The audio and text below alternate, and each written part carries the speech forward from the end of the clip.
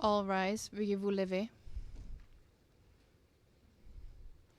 The International Criminal Court is now in session. L'audience de la Cour pénale internationale est ouverte.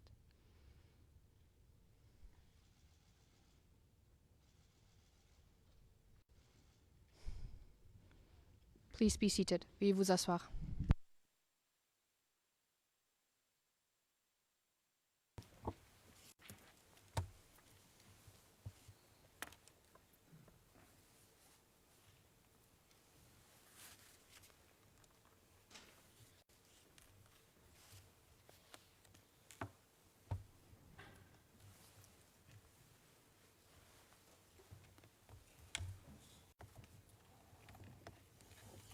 Bonjour à tous. Good morning to all. I would like to welcome all those inside and outside of this courtroom. Madam Courtroom Officer, could you please call the case? Good morning, Madam President, Your Honors.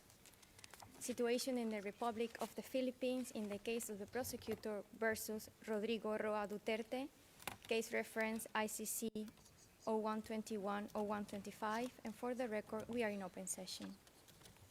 Merci beaucoup. Thank you very much. I am now going to ask the parties and participants to introduce themselves. Starting by Mr. Deputy Prosecutor. Could I please ask you to introduce yourself and to confirm to me whether the list of your team members that I received before the hearing is correct? Thank you, Madam President. Your Honours. The Office of the Prosecutor is represented today by myself. I'm Nyai, Deputy Prosecutor. By my side, I have James Mirity, Case Manager. I have Mr. Julian Nichols, Senior Trial Lawyer.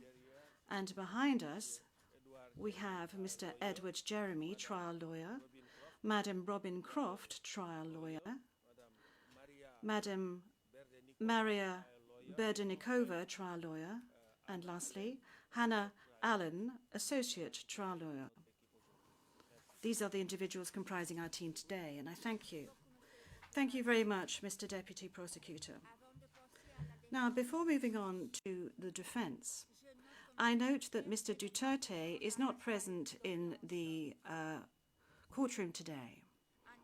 Indeed, on the 20th of February 2026, the Chamber granted Mr. Duterte's request to waive his rights to be present at the confirmation of charges hearing.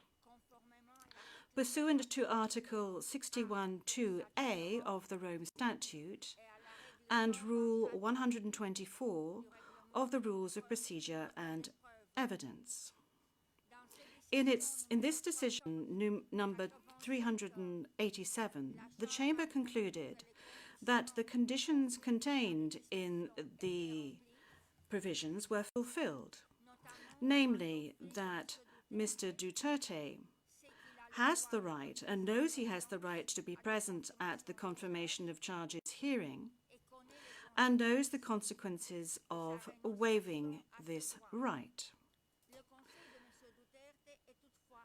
However, Mr. Duterte's counsel is present today to represent him.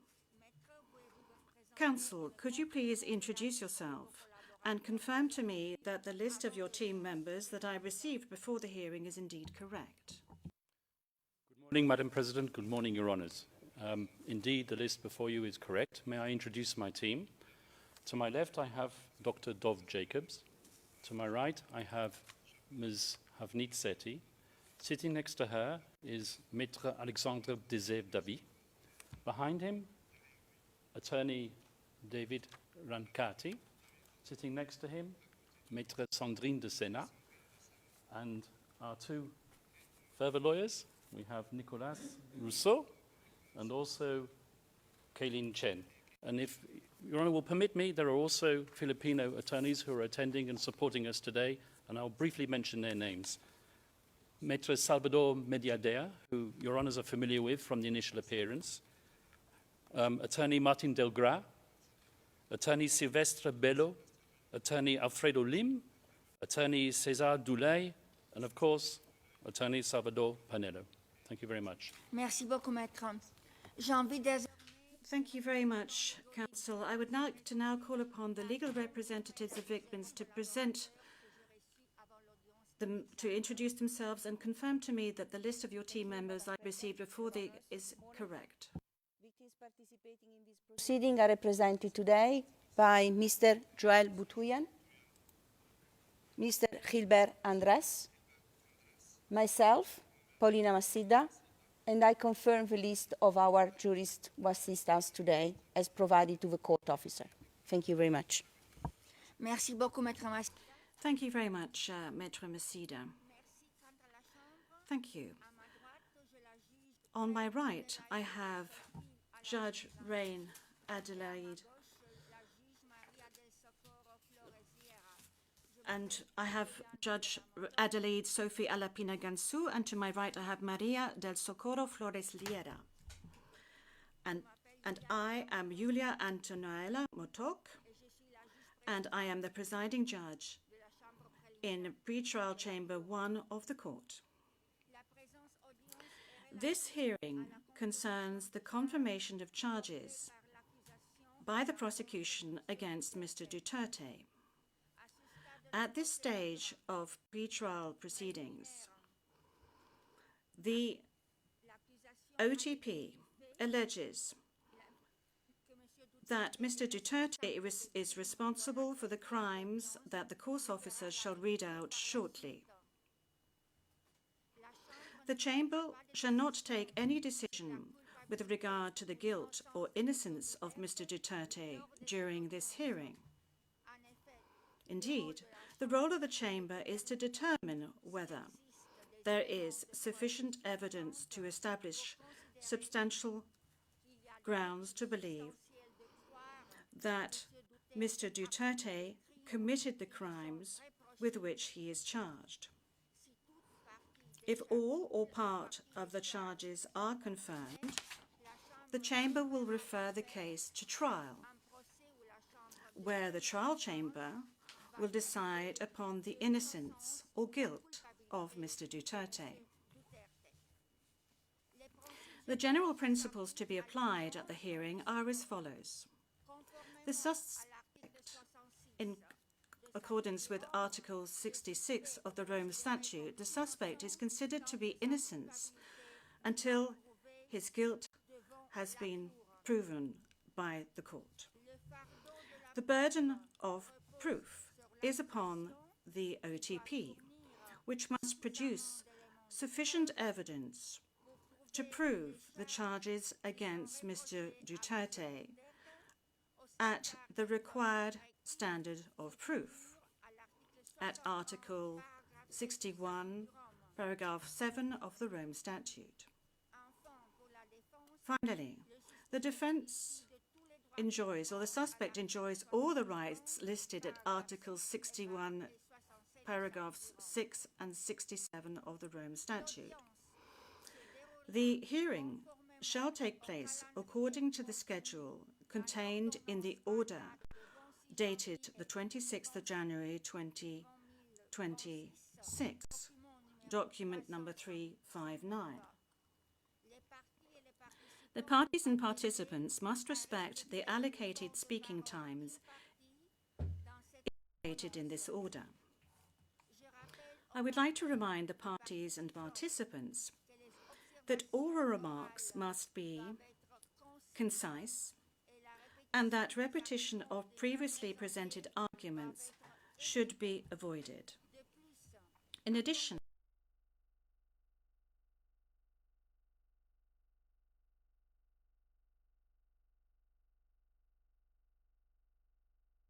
of discussions, please make sure that your microphone is on every time you address the court. And please speak slowly and mark pauses between each sentence. Generally speaking, the hearing will be held in open session, and parties and participants will refrain from mentioning the names of victims and witnesses. they will only refer to them by their pseudonym or their code.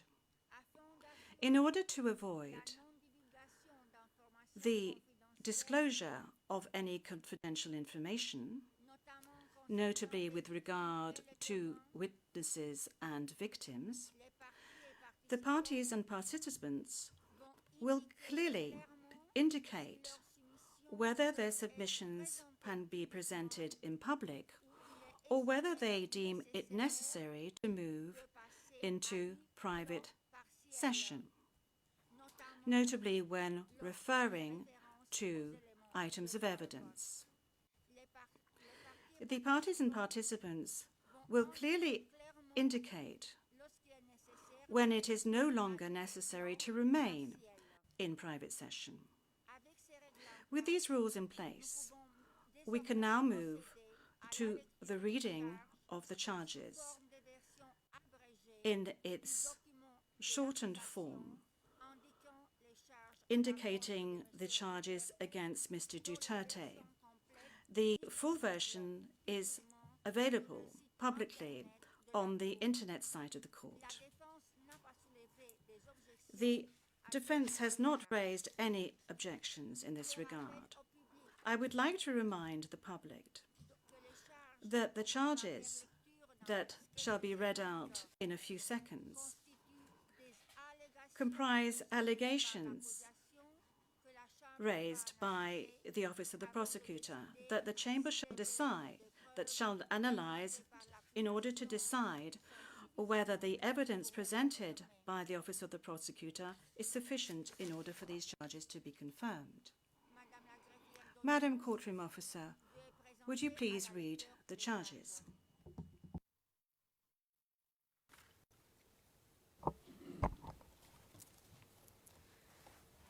The prosecution charges Mr. Rodrigo Roa Duterte with 2 counts of murder and 1 count of murder and attempted murder as a crimes against humanity committed between 2013 and around June 2016 and between around July 2016 and September 2018 in the Republic of the Philippines as follows. Count 1.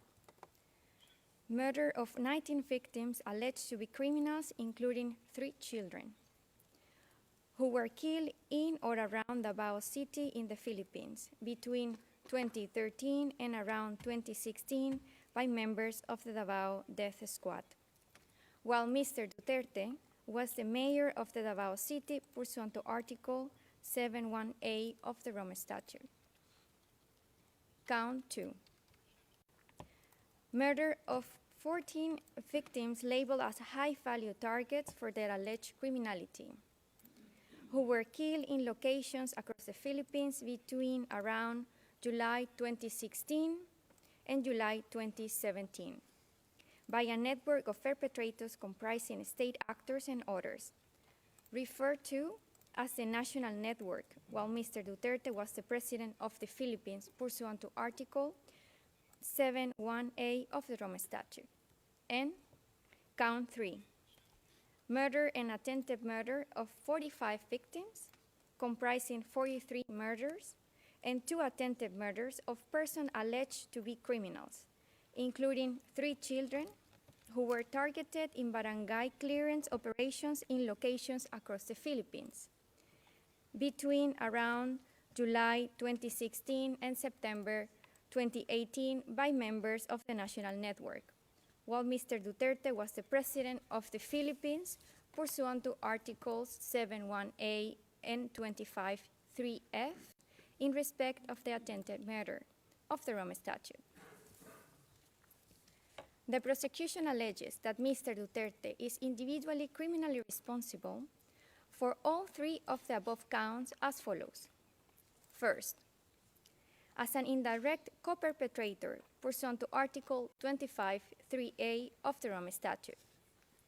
At least between 1st November 2011 and 16 March 2019, Mr. Duterte and his co-perpetrators shared a common plan to neutralize alleged criminals in the Philippines, including individuals perceived or alleged to be associated with drug use, sale, or production through violent crimes, including murder. Mr. Duterte and his co-perpetrators implemented this common plan through the hierarchically organized structures of the Davao City Police, Police and Davao Death Squad, and then the national network. Within the framework of the common plan, Mr. Duterte made essential contributions to the crimes in counts 1 to 3 by A. Designing and disseminating the police to neutralize alleged criminals, both in his role as a mayor of the Davao City and also during his presidential campaign and as a president, including by endorsing the anti-illegal drugs campaign Double Barrel. B. Establishing and overseeing the DDS. C. Instructing and authorizing violent acts, including murder, to be committed against alleged criminals, including alleged drug dealers and users. D. Providing personnel and other necessary logistic resources, such as weapons, including those to be used in the execution of the crimes. E. Appointing key personnel to positions which were crucial to the execution of the crimes. F. Offering financial incentives and promotions to police officers and hitmen to kill alleged criminals. G. Creating and maintaining a system in which perpetrators knew they would be protected, including through promises of immunity and shielding perpetrators from investigation and prosecutions. H. Making public statements authorizing, condoning, and encouraging killings of alleged criminals, both as a mayor of the Davao City and as a president of the Philippines. I. Authorizing state actors to take part in the anti-drugs campaign and temporarily revoking such authorization, including to placate public outcry. J. Publicly naming individuals and holding up charts from lists of alleged criminals, including so-called high-value targets, some of whom were subsequently killed. Second, in the alternative, Mr. Duterte is charged with ordering and/or inducing the charged crimes pursuant to Article 25(3)(b) of the Rome Statute, and/or aiding and abetting these crimes pursuant to Article 25(3)(c) of the Rome Statute.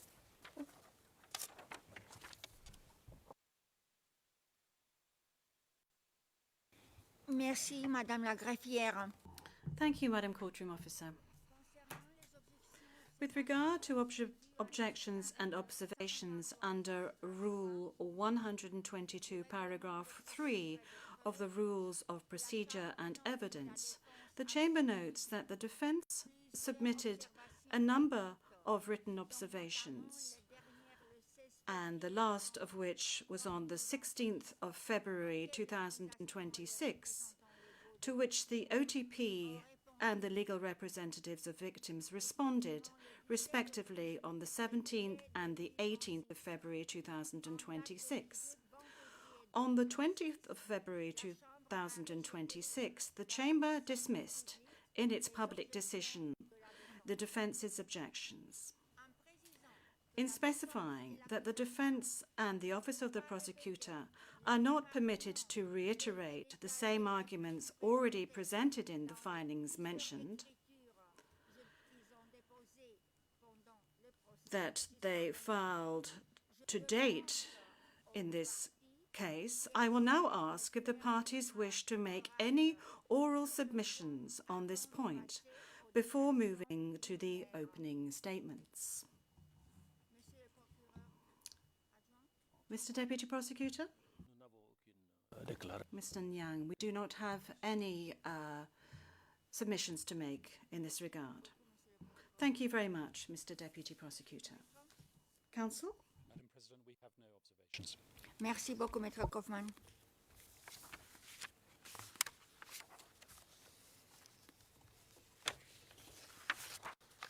Donc on peut maintenant passer à la phase So we can now move on to stage 2, namely the opening statements, and I hand over to the Office of the Prosecutor. Mr. Deputy Prosecutor, please. Madam President, honorable member of the bench, all those following these proceedings inside the courtroom and outside, and especially those in the Philippines. Today marks an important day for international justice for the people of the Philippines, for the victims, and for this court. The commencement of the confirmation hearing against Mr. Rodrigo Roa Duterte is a reminder of the court's unwavering commitment to its mission to investigate and prosecute individuals for the most serious crimes of concern to the international community and to bring justice to the thousands of victims of the mass crimes and atrocities perpetrated in the Philippines. It is also a reminder that those in power are not above the law. Your Honors, over the course of the next 20 minutes or so, I will provide an overview of the evidence in this case that demonstrates that Mr. Duterte is responsible for the charged crimes. And my team will then develop aspects of this evidence in more details. This case before you today,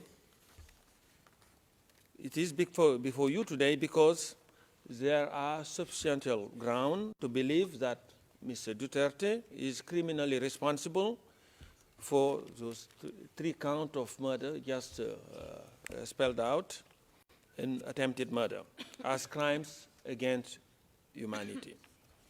These charged crimes were committed during the time within the court jurisdiction, which is between the 1st of November 2011 and the 16th of March 2019. At first, they were committed in and around Davao City, where Mr. Duterte was a mayor, and then expanded across the rest of the Philippines when he became president. Mr. Duterte is charged with 49 incidents of murder and attempted murder of 78 victims, including children. These murders and attempted murders were part of a widespread and systematic attack that overall resulted in the killings of thousands of civilians across the country during the relevant time frame. Thus, the charged incidents are merely a fraction of the overall criminality that resulted from Mr. Duterte's so-called war on drugs. What is Mr. Duterte's core contribution? Your Honors, Mr. Duterte played a pivotal role in the commission of the charged crimes. His contribution was essential, as he was at the very heart of the common plan to use his words, to neutralize alleged criminals in the Philippines, including through murders.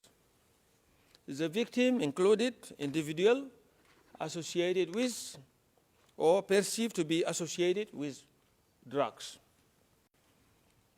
One of the first things Mr. Duterte did when he became the mayor of Davao, back in 1988, was to create the infamous Davao Death Squad, otherwise known as DDS.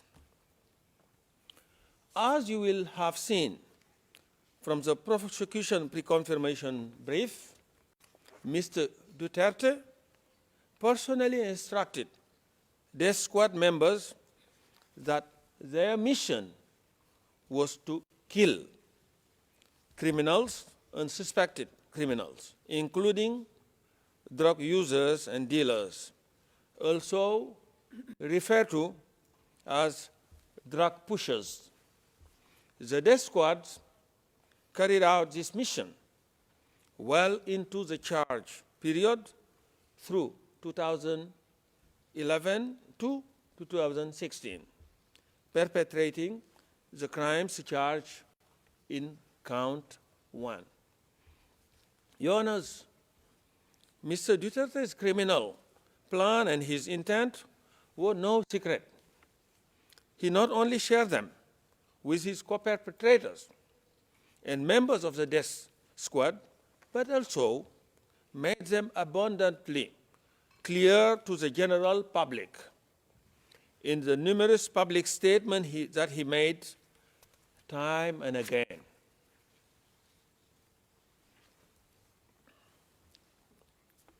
During his presidential campaign, Mr. Duterte explicitly vowed to implement the common plan to neutralize alleged criminal nationwide if elected. This was his program to be elected. He publicly announced his intention to eradicate corruption, criminality, and drugs in 3 to 6 months. And this is what he said. I quote, "If I become the president, I will order the military and the police to hunt down the drug lords, the big ones, and kill them." That's what he said. And this can be found at tab 12 of the prosecution list of material. Similarly, when speaking about druggies, I quote, in a televised interview in 2015, this is again what he said. "If I become president, you will all get wiped out. I will order your execution within 24 hours. That's what he said. That I quote directly from his word. And this quote can be found at tab 19.2 of the prosecution list of materials, ERN PHL OTP 401684, page 003, and these are the lines 82 to 83. And elected he was. And becoming president on 13th of June 2016, this provided him with the opportunity to follow through with his promise and to expand extrajudicial killings of alleged criminals beyond Davao and across the rest of the Philippines. He did this through the implementation of the National Anti-Illegal Drug Campaign, better known as Duterte's War on Drug, and its project, Double Barrel. These were carried out by the national network consisting of law enforcement personnel working together with non-police assets and hitmen. Mr. Duterte authorized murder and personally selected some of the targets during the mayoral period, when he was mayor, his clearance was required for the DDS to carry out the killings. Essentially, members of the DDS needed Mr. Duterte's green light to murder. And during the presidential period, Mr. Duterte has continued to personally identify some of the targets, including by publicly naming those he claimed were involved in illegal drug trade or in other forms of criminality. He also identified targets by holding up a list containing their name. And if you are on the list, you will be killed. And this was a word of one prosecution witness.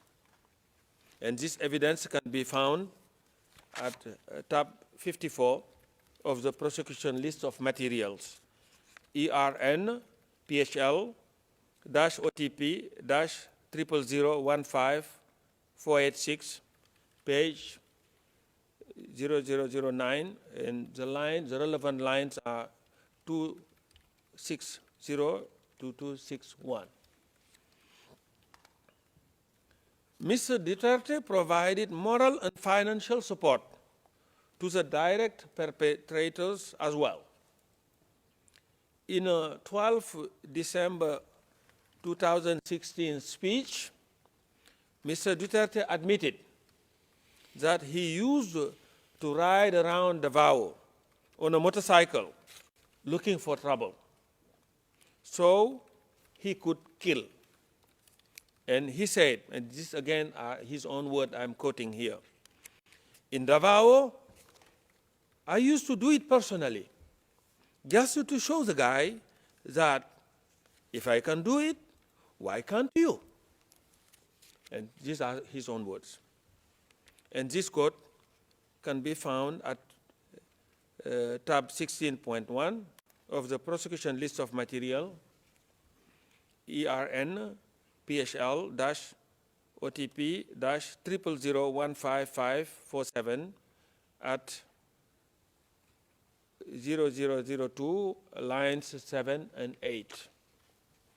And the evidence show that Mr. Duterte's Davao City Mayor office provided some member of the DDS with a regular salary. Financial rewards were also given to direct perpetrators in the form of cash per head of for killing. And at a press conference in 2013, Mr. Duterte stated that shoot to kill orders and reward are, and I quote him, are legitimate tools of government to fight lawlessness. This is his own word. And if he surrendered to me or his carcass dead, then I double the price. And again, yeah, and that was what he boasted. This quote can be found at tab 17.2 of the prosecution list of materials, PHL OTP 000094932 at 0002, and the relevant lines are lines 7 to 11. Deaths of drug personalities killed in anti-drug operation were endorsed by Mr. Duterte's administration and listed as official accomplishment in public reporting. Your Honors, as you will have seen from our confirmation brief, Mr. Duterte also provided the direct perpetrators with weapons, ammunition, and logistical support to facilitate the commission of the charged crime. And he also had control, wide control over those crimes. And let me now turn specifically to that control. As mayor of Davao and later as president of the Philippines, Mr. Duterte wielded ultimate influence and authority over the physical perpetrators of the crimes. As mayor, Mr. Duterte was chief executive of the Davao city government, with responsibility for exercising general supervision and control over all its activities. He had formal operational supervision and control over National Police Unit in Davao. As creator and head of the DDS, he also had de facto control over the death squad's members. When Mr. Duterte became president on the 30th of June 2016, he sat at the very apex of the political power structure in the Philippines. He became the head of state, head of government, and commander-in-chief of all armed forces of the Philippines. He also became the leader of the country's police forces. This level of authority allowed him to wield de jure and de facto control over those implementing the common plan nationwide. Mr. Duterte's control over the crime is also apparent from his ability to interrupt their commission when he so chooses. And as outlined in our reconfirmation brief, he successfully suspended police anti-illegal drug operation on 2 occasions following public outcries in response to particularly notorious killings. On both occasions, the number of reported killings dropped significantly during the suspension, showcasing his control. So when he asks people to act, they act. When he asks them to refrain, they do so. So they oblige. So Mr. Duterte was well aware of the authority he had over the perpetrators.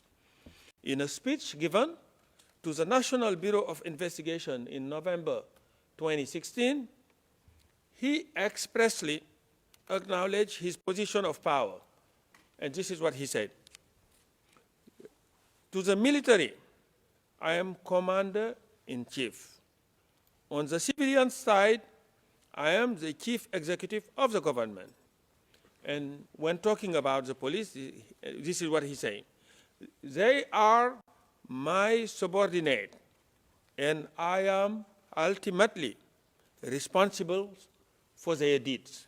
And these are quotations, and they can be found at tab 131.2 of our prosecution list of materials at ERN PHL-OTP-00095-679, page 0004, and the relevant lines are from 131 to 134. And the direct perpetrators complied with Duterte's order and respected his authority. Mr. Duterte was respected by the physical perpetrators. He was feared, and his order and instruction were obeyed. One insider witness explicitly says that the police killed, and I quote, because of the directive of the president. This is what the witness said, an insider. And this quote can be found at tab 120 of the prosecution list of material, ERN PHL OTP -00088-631-R01 and page 66, and the relevant line are from 2304 to 2306. And this statement is corroborated by other statements we have also provided. And some direct perpetrators complied because of their blind loyalty to Mr. Duterte. Some did it out of fear, and others were encouraged to comply by promises of money and rewards. For some, killings reached the level of a perverse form of competition with effort to attain killing quotas, which in turn would lead to promotions and rewards. Others felt there was no other choice but to comply, with one insider explaining that it was simply not possible to not obey Mr. Duterte's command. And this is also from an insider witness. And this evidence can be found at tab 51 of the prosecution list of materials, ERN PHL-OTP-001-5403 at page 0008 to 0009, and the relevant line here is from 240 to 245. Direct perpetrators were further emboldened to commit crime by Mr. Duterte's repeated promises of immunity. In various public statements, Mr. Duterte vowed to protect the police involved in killing. And this is what he said again. For as long as there is a power to pardon in the Constitution, that's my weapon against crime. If you massacre 100 and there are 100 of you, then you will all be pardoned. Restore to full political and civil rights, plus a promotion to boot. It's like that, especially the high profile. And this quote can be found at tab 130.2 of the prosecution list of materials at ERN PHL-OTP and 50336 at page 0010. Such statements reassure the physical perpetrators. One insider described that he felt confident to continue killing people because he knew that he wouldn't be arrested for that. And this evidence can be found at tab 38 of the prosecution list of material, ERN PHL-OTP-0001-2779 at page 0005, and relevant lines are from 130 to 131. Your Honors, let me now say a few words about the contextual elements. The 78 murders and attempted murders that Mr. Duterte is charged with in this case were not random. These were not random crimes. Nor was they spontaneous or happened in isolation. Rather, the evidence demonstrates that they were part of a widespread and systematic attack directed against the civilian population of the Philippines. The murders and attempted murders were carried out across the Philippines and over a substantial period of time. Overall, Duterte's so-called war on drugs resulted in the killings of thousands of civilians from the 1st of November 2011 to the 16th of March 2019, and many of these victims were... Excuse me, counsel, you have 5 minutes left. Okay. Yes, were children.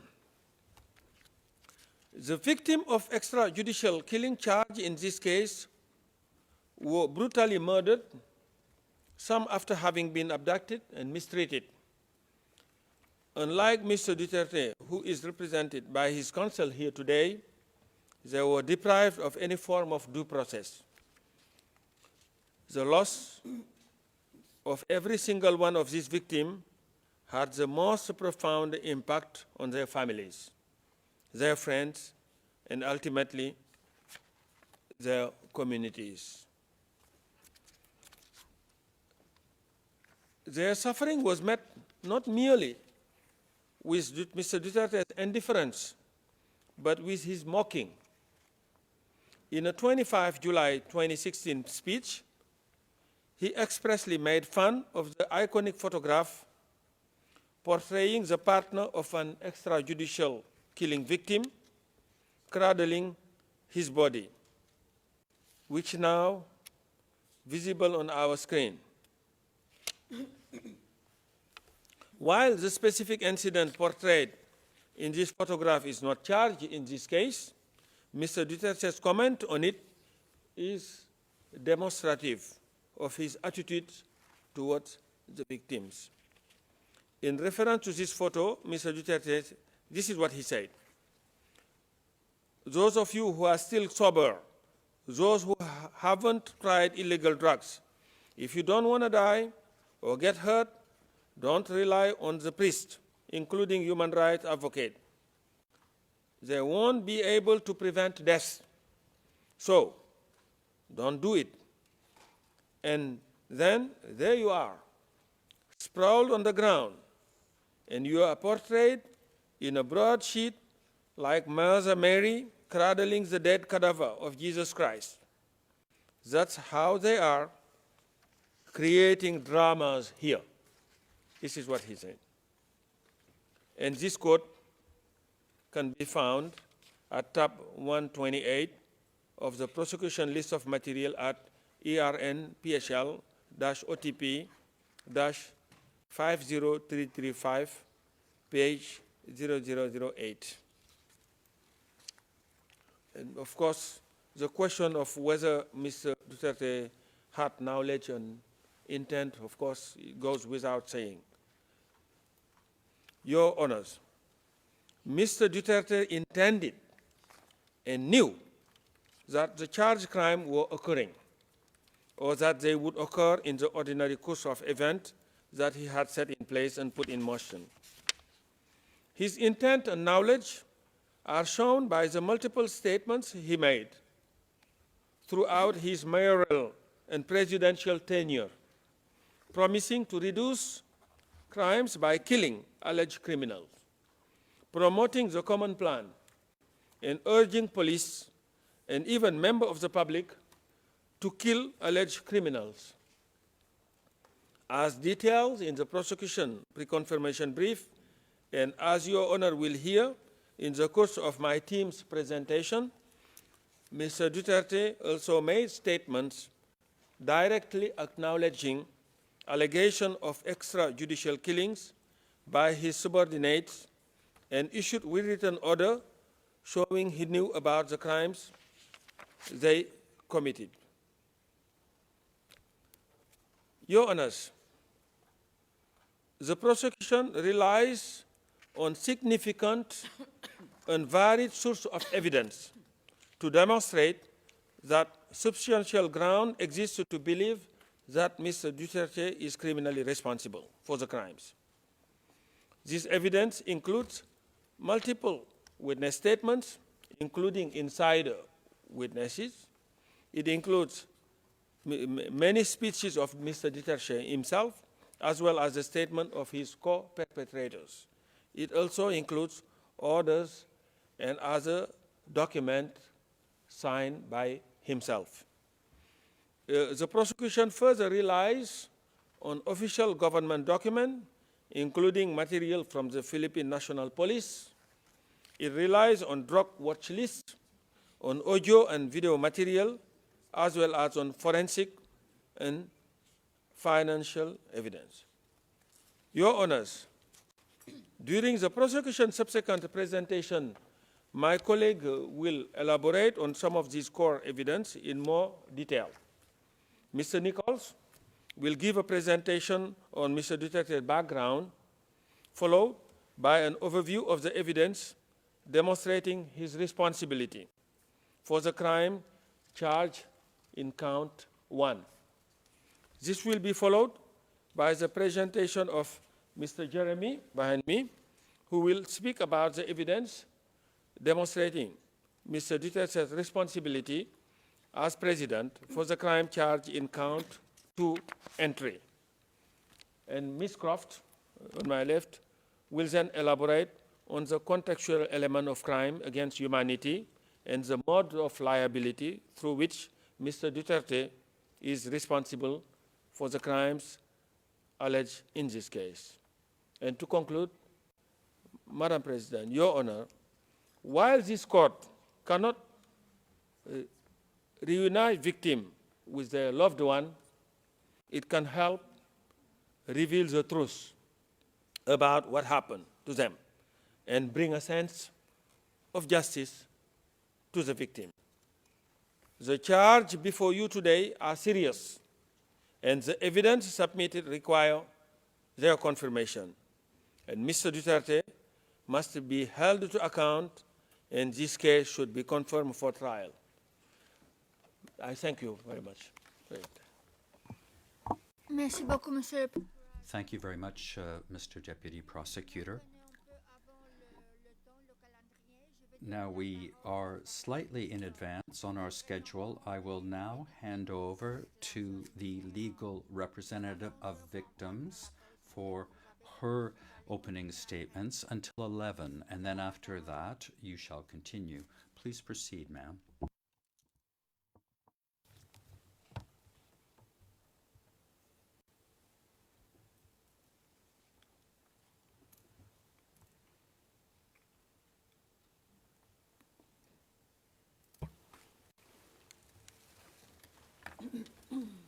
Madam President, Your Honors, by way of an opening statement, we convey the views and concerns of the 497 victims authorized to participate in these proceedings. At the outset, Your Honors, we communicate the very deep disappointment of the victims at the decision allowing Rodrigo Duterte not to be present in this stage of confirmation of charges. The sight of Mr. Duterte being read and being confronted with the grave and horrible charges against him would have constituted a vital component of justice for the victims. This case symbolically represents the last boat that the victims can board to go on a journey in search of justice for their loved ones who were brutally killed upon the orders of Mr. Duterte. If this chamber prevents the boat from sailing by not confirming the charges, the victims will forever be moored in an island where the nights are filled with the screams and cries of their massacred loved ones. There is absolutely no other recourse for the victims. No less than former Philippine Justice Secretary Crispin Remulla admitted just a few months ago that the door to domestic justice is permanently closed for victims of the Duterte extrajudicial killings. Remulla declared, and we quote, "It is difficult to prove the case here and build up the case because those who need to speak are involved in the crime. There's nothing, not even a police report. You don't have a scene of the crime, you don't have ballistics, you don't have DNA. Remulla further declared, and I quote, "Everything that could be erased was erased so that the cases would not push through. That is why this has reached the ICC. Under the Philippine justice system, Your Honors, no criminal case can reach the courts unless they are initiated and filed by the Department of Justice or the Office of the Ombudsman. From Justice Secretary, Remulla has been appointed as Ombudsman. So the two gatekeepers of justice are successively occupied by a ranking official who has declared that there is absolutely no hope for domestic justice for the victims. If the charges are not confirmed in this case, one of the gravest concerns of the victims is that Mr. Duterte will return to the Philippines as a conquering hero. He will resume preaching his gospel of impunity. In fact, if Mr. Duterte could threaten to slap the judges of this court, which he did while he was president, this chamber should imagine the kind of terror-filled threats and the violent actions that can easily be used against the victims if the suspect walks free from this court.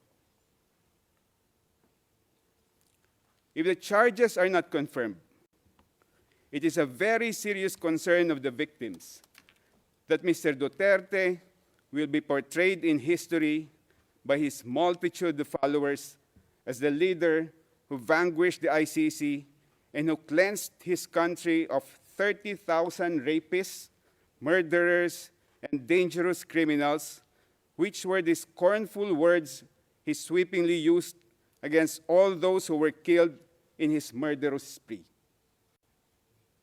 Your Honors, Mr. Duterte has been in detention here in The Hague for almost a year now, but there has been no peace and rest for the victims. From the time their loved ones were killed and continuously up to this time, they lived in constant fear for their lives. The arrest and detention of Mr. Duterte has not stopped impunity in the Philippines. The virus of impunity that he spread all over the country has become a cancer that has metastasized, infecting millions of Filipinos. Mr. Duterte has created clones of himself. He converted millions of peace-loving citizens into bloodthirsty disciples who have become converts to the belief that violence and killings are valid solutions to societal problems. The killings masterminded by Mr. Duterte continue to have consequences for the victims even to this day because of his clones. These mini Dutertes harass, threaten, or commit outright violence against the victims and their families. As shown by the number of victims participating in this proceeding so far, many still fear to come out and tell their stories of how their lives became a living hell as a result of Mr. Duterte's crimes, and because they are constantly terrified of being targeted with violence by Duterte fanatics. Many victims have been hesitant to participate in this ICC case because they live in communities that thrive with Duterte clones. They see the halls of power of their country teeming with Duterte disciples. They see and hear senators, congresspersons, mayors, governors, and powerful public figures who are mini Dutertes.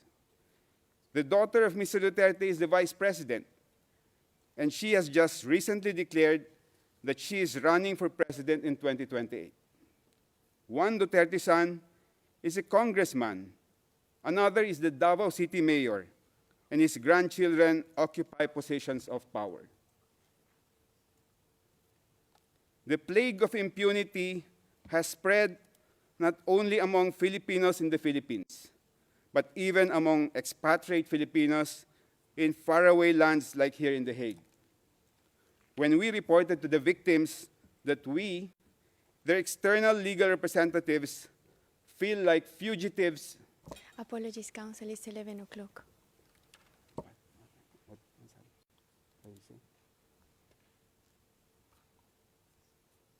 When we reported to the victims that we, their external legal representatives, feel like fugitives who avoid our own countrymen here in The Hague,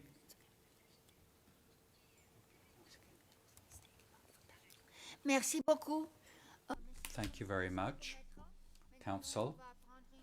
We will now take a half-hour break as provided for in the schedule, and you shall resume your remarks at 11:30. These are the rules that are set in the schedule, which was set in paragraph 18 of the decision.